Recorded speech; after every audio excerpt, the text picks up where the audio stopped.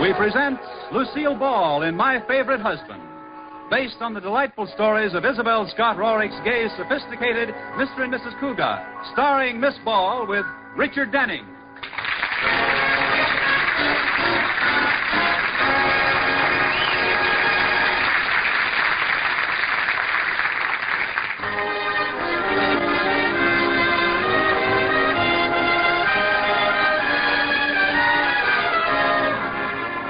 Well, let's look in on the Cougats and see what they're doing.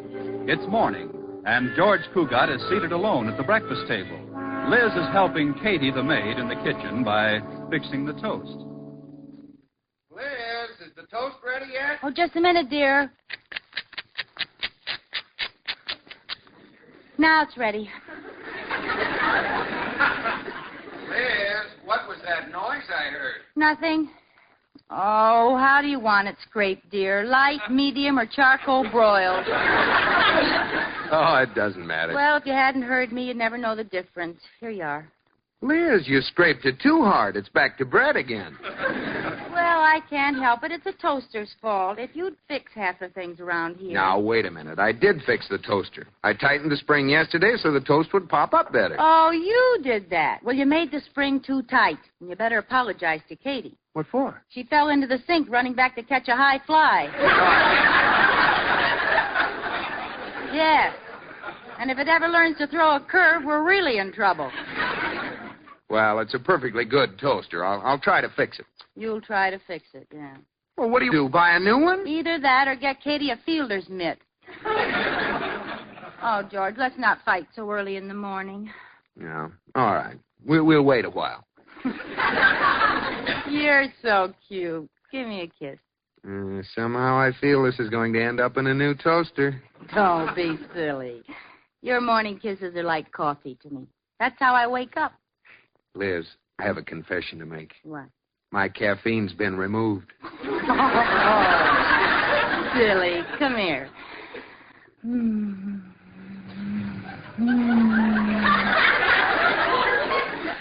Sanka. Oh, you're welcome.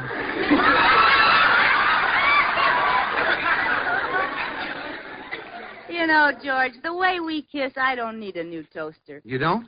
No, just put a piece of bread in my hand and kiss me again. Isn't it wonderful, George? No matter what we argue about, a kiss from you fixes everything. You know, you could get around anybody with a kiss. Really? Well, when I get to work, I'll try it on Mr. Atterbury. Hey, what's that? It's in the kitchen. Katie! Katie, what's going on out there? Mrs. Cougat, Mr. Cougat, run for your lives. What's the matter? What happened? The automatic dishwasher has gone crazy. It's broken again. Oh, it threw every dish in the kitchen at me, and it's trying to climb into the cupboard to get some more. Oh, now, Katie, you mustn't be upset. It's not that tragic. Oh, I can't help it, Mrs. Cougat. That thing hates me. Well, you go back to the kitchen and get even with it. Pull its plug out. Yes, ma'am. George, I'd like to talk to you about a new dishwasher. Kiss me, Liz. Oh, no. No, with the toaster, it just meant burnt toast. This time we may lose Katie. Why, that's ridiculous. What's the matter? Can't she wash dishes in a pan like everybody else? Well, but she's had the dishwasher so long, she might resent it and quit.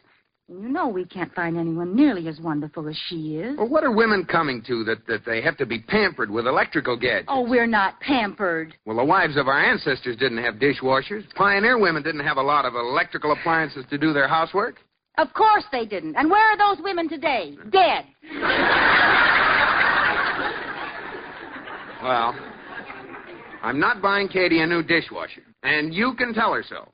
She'll get rough red hands. Well, what of it? She's got rough red everything else.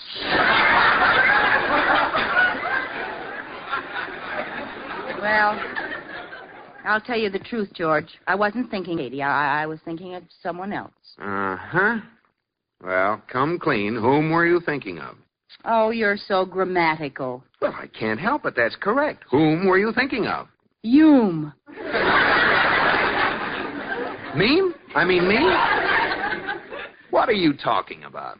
Well, if we don't have a dishwasher and it's Katie's night off, I'll be washing the dishes. I thought so. Oh, I don't care for myself. But when you come home and you greet me, and you kiss my hand, Yes. you'll get dishpan lips.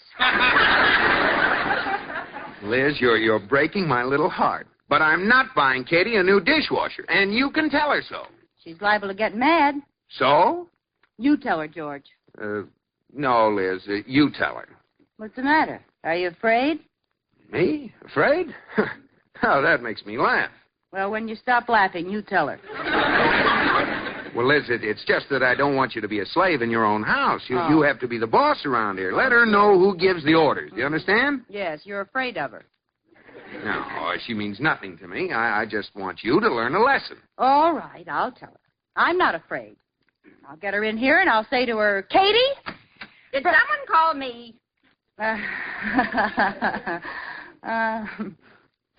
Mrs. Cougat has something to tell you, Katie. No. Yes. Katie, there's something you might as well know right now. What is it? I want some more coffee. That's telling her, Liz. Oh, why don't you go to work?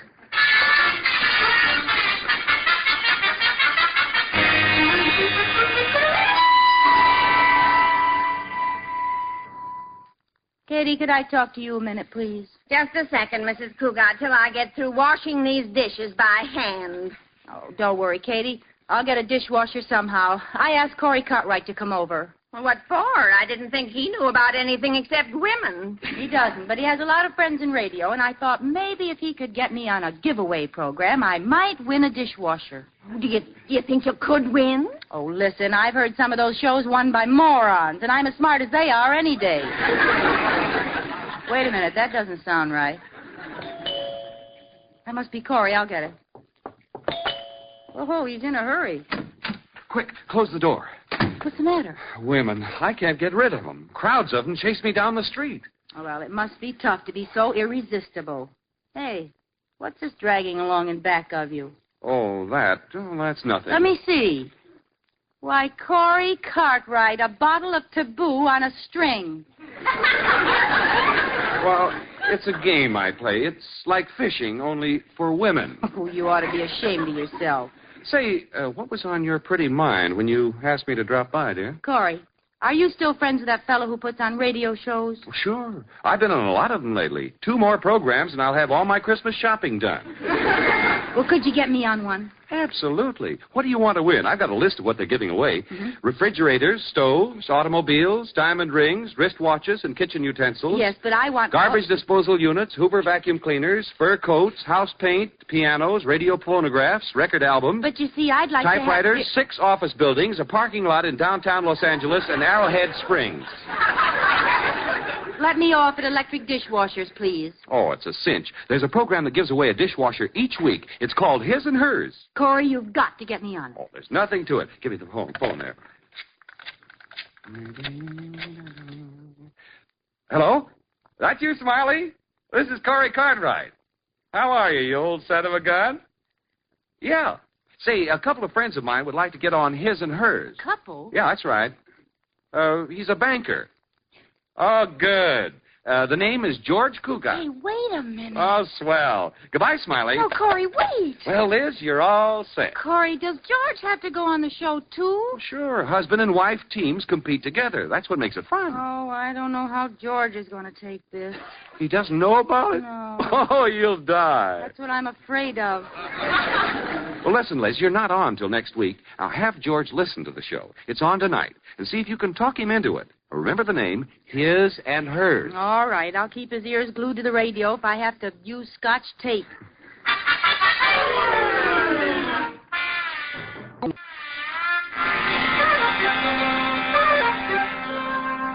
Well, George, we have a whole evening to ourselves. What would you like to do, honey? Oh, I don't know. I can't make up my mind between going to a movie or visiting the Stearns. You decide. All right. I decided. Which is it going to be? We'll stay home and listen to the radio. But, Liz. I want to be alone with you, George. We can smooch. We can? I could smooch with you 24 hours a day, 7 days a week, 52 weeks a year, with time and a half for over smooch. Say, what's this radio business? I thought you didn't like radio shows. Me? Oh, no, I love radio. I listen to it all day long. Oh, yeah? What programs? Portia Faces John's Other Wife. What? Ma Perkins Can Be Beautiful. No, Liz. When a girl marries, it pays to be ignorant. No. Libby Owens, Glass Girl Glass Blower. Oh, stop it. What scheme is brewing in that pretty little skull? Nothing. I just want to listen to the radio. I'll turn it on. Yeah, all right. As long as it isn't one of those horrible quiz shows. Quiz shows? Oh, if there's one thing I can't stand, it's a lot of silly characters making fools of themselves in front of a microphone. Oh, I think they're a lot of fun. How can a person with any self-respect appear on one of those things? And now, ladies and gentlemen, our last contestants will come up to the microphone to compete for our big jackpot prize on His and Hers. Mr. and Mrs. Paul Roney. Liz, that's a quiz show. Now, can either of you tell me the answer to this question? What is stored at Fort Knox?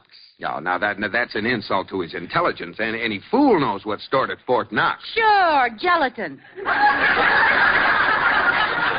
Here, turn that thing off. No, I want to listen. Gold is right, and Mr. and Mrs. Roney win the jackpot for tonight's His and Hers. Good night. You mean both a man and his wife go through that? Yes. Doesn't it sound like fun? Is there no bottom to a human being's dignity? And now we'll announce the names of next week's contestants. Oh, no. What's the matter, Liz? You're right. It's silly. Turn it on. Mr. and Mrs. Tom Lefevre. No, I want to see who the suckers will be next week. Dr. and Mrs. Charles Van Tassel. And what other half-wits? Mr. and Mrs. George Cougat. Liz. Well, let's go to a movie. Liz, sit down. I don't like the look in your eye, George. I can explain everything honestly. Go ahead. Put the lamp down, and I will. I'm just holding it so you won't knock it down. Now stop shaking. All right. I wanted a dishwasher, and Corey knew the master of ceremonies, and he fixed it up for us. That's all. My pal. Well, maybe he can find a job for me when Mr. Atterbury at the bank hears about this. Oh, he'll love having his vice president on a quiz show. Oh, I'll get it. Hello? Hello, George. How's the quiz kid? Oh. Hello, Harry. Just heard him say your name on the radio, George. Congratulations. Look, Harry. We're not going... This is only the beginning, George. Maybe if you give yourself a home permanent, you'll be chosen queen for a day. Now, wait a minute. Well, goodbye, Queenie. Liz. Yes, Your Majesty? That's not funny. In half an hour, everyone in town will know about this. Oh, another wise guy. Well, I'll tell him a thing or two. Yes, I know, quiz kid, queen for a day. And keep your smart answers to yourself. George, this is Mr. Atterbury. Oh, my gosh, it's Mr. Atterbury. Well, goodbye, George. You stay here, you blundering idiot. What? Oh, no. Not you, Mr. Atterbury. George, I just heard your name on the radio. Well, I can explain everything, Mr. Atterbury. You see... I'm for you, boy. Yes, but my wife... what did you say? It's a stroke of genius. Excellent publicity for the bank. Oh, you like the idea? Why, it's sensational, boy. The kind of forward thinking we need. Show the public how intelligent bankers are. How'd you ever think of the idea, boy? Oh, I don't know. It came to me right out of the air. Well, it was a great idea, and I'm proud of you, boy.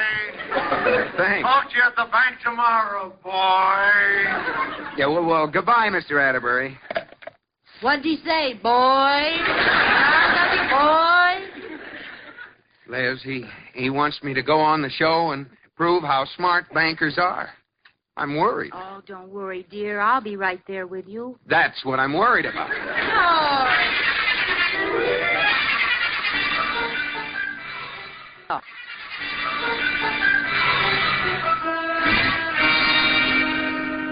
Now, Liz, I brought all these books home from the library. And you know what we're going to do with them tonight?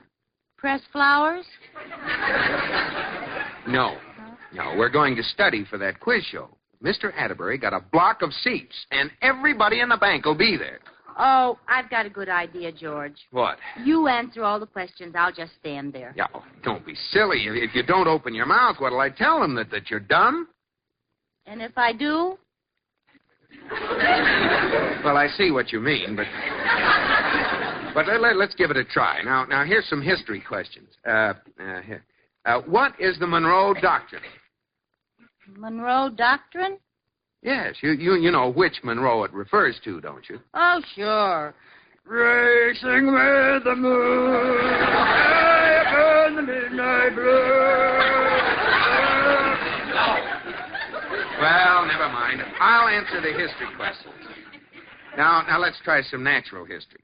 Here. What is the name of an animal with long, sharp fangs and a shaggy head who stalks his prey at night? Oh, that reminds me, Corey was here today. Never mind. I'll answer the nature questions. Now, that brings us to arithmetic. Oh, you answer the arithmetic questions, George. Liz, I've got a great idea. What? I'll answer the questions. You just stand there. Oh, good. I'm glad you thought of it. Yes.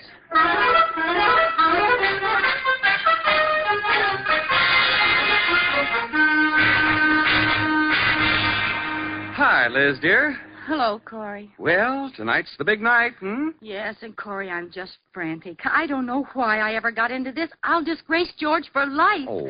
He could even lose his job at the bank over some stupid answer of mine. Oh, Liz, don't be ridiculous. He'll have to give up his lovely office at the bank. He'll lose his swivel chair. Just think, all the rest of his life, he'll never swivel again. I thought you might be upset, Liz. What would you say if I told you I had the list of answers to tonight's question? Where are they? Here, I got them from Adele, the producer's secretary. I had a date with her last night. Oh, Corey, I couldn't look at them. That's dishonest. Wouldn't be fair. Well, if that's the way you feel about it, Maybe one little peek. just one. I'll just peek at the first question, that's all. All right. Oh, what do you know? I had the list upside down. I peeked at the last one by mistake.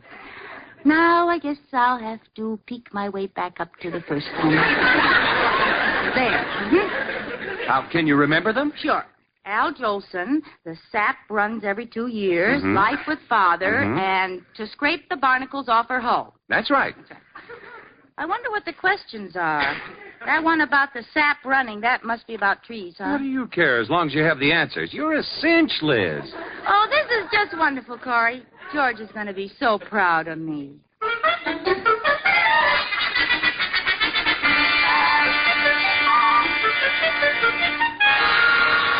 Oh, Katie, I'm so excited about the show. I don't know what I'm doing. Hey, take one look at me before I go. Is my slip showing? Yes. How much? All of it. You forgot to put your dress on. Oh, my goodness. Here, help me with it, Katie. All right. All ready, honey? In just a minute. Al Jolson, the sap runs every 2 years. Life with Father to scrape the barnacles off her hull. What? Oh, nothing. Oh. Well, how do you feel, Liz? Get some facts into your little head? You know, George, you're going to be very surprised. I have a feeling I'm going to know all the answers. Well, now, don't do anything silly. I Liz. Let me take the first crack at the answers. Oh, don't worry, George. I won't do anything except make you very proud of me. Well, goodbye, Katie. Goodbye. Hey, goodbye, Katie. Kiss me for good luck, George. All right.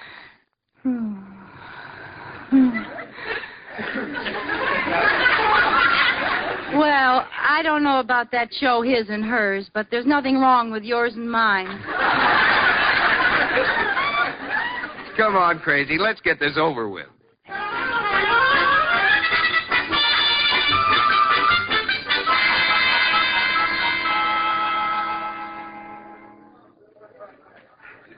All right, everybody, we're going on the air in just 2 seconds now. Now, quiet. Presenting that sensational new quiz show, His and Hers. Yes, it's time once again to play that lovable, laughable radio game, His and Hers. And here's your master of ceremonies, Smiley Stembottom. Good evening, everybody. This is old Smiley Stembottom. Here we go with another session of His and Hers. We have with us tonight 3 man and wife teams. Dr. and Mrs. Charles Van Tassel, Mr. Tom Lefevre, attorney, and Mrs. Lefevre, and Mr. and Mrs. George Cougar. Yay, George, go get 'em, boy.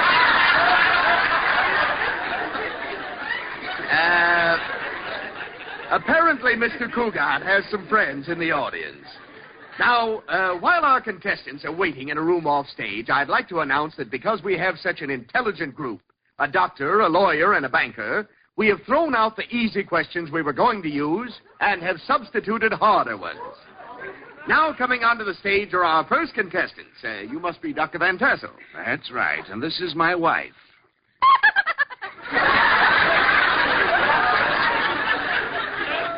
Apparently, Mrs. Van is tickled by her own tassel. Is she a little nervous? No, she always sounds like that. Yes. All right, here we go for our first question. Now, you only have one answer between you, so think carefully. Who discovered the fountain of youth and claimed he could live forever? Ponce de Leon. Absolutely right. What do you say to that, Mrs. Van Tassel? I knew you would. Now you have 25 points, and we'll go to the next question. What is your congressman's... I guess they'll call us pretty soon, won't they, George? Yes, now don't be nervous, Liz. Oh, I'm not nervous. Well, let's go. Isn't someone knocking at the door? No, that's your knees. All right, so I'm nervous. I should think you'd be, too. That those questions are liable to be tough. Oh, don't worry, George. I have a feeling I'm going to know every answer. Oh, look who has that feeling. Oh. Mr. and Mrs. Cougar, we're ready for you. Oh, here we go. Come on, George. And here they come, our third contestants, Mr. and Mrs. Cougar. You tell 'em, George.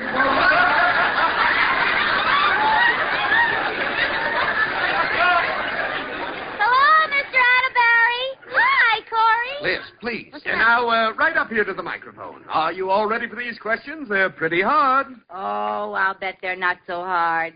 Well, we'll see. Now, one answer for the two of you, remember. First question. Who discovered the fountain of youth and claimed he could live forever? Al Jolson. Oh, Liz.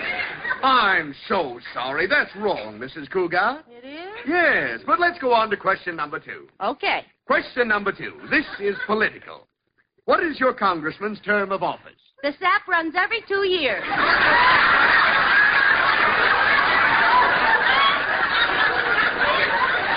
I'm so sorry. Liz, have you gone crazy? Something's wrong, George, but I'll get the rest of it. Well, let me answer this one. All right, George. Question number 3. What has caused America to have such a great increase in population? Well, George? I don't know. Would you repeat the question, please? What has caused America to have such a great increase in population? Is it life with Father? Wrong again. You now have a total score of nothing. Cougar, you're a stupid numbskull. No coaching from the audience, please. And now for your last question. Oh, I'm sure to get one of these right. Why did the French people put Marie Antoinette under the sharp blade of the guillotine? To scrape the barnacles off her hull.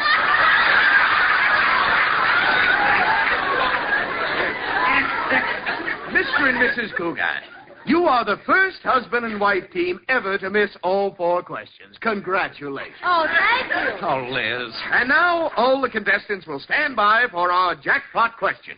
Liz, what's the matter with you? Oh, George, I had all the answers memorized, but they must have switched the questions on me. Oh, fine. Attention!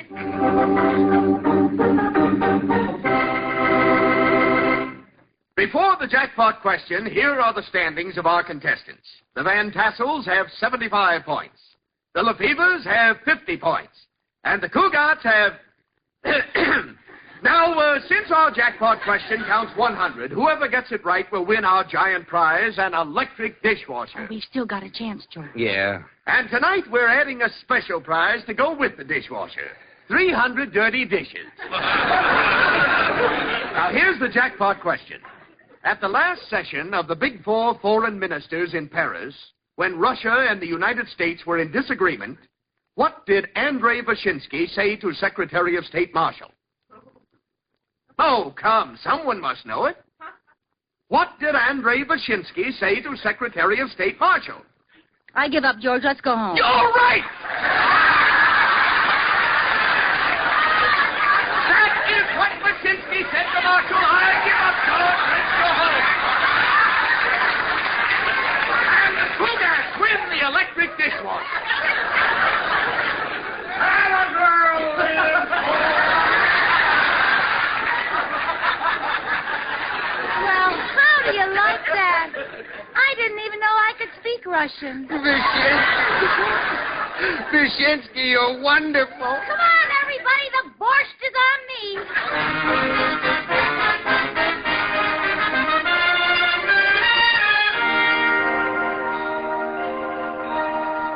George. Hey, George. Are you asleep yet? No. When you're trying to sleep, do you ever pretend things? Mm-hmm. What? I pretend that you've stopped talking. Oh. My favorite pretend is that I'm a beautiful princess who swallowed a magic potion and I sleep for 20 years. What are you thinking? I'm wondering where I can get some of that potion. Oh, George, you aren't very romantic. Come on, pretend something. Okay.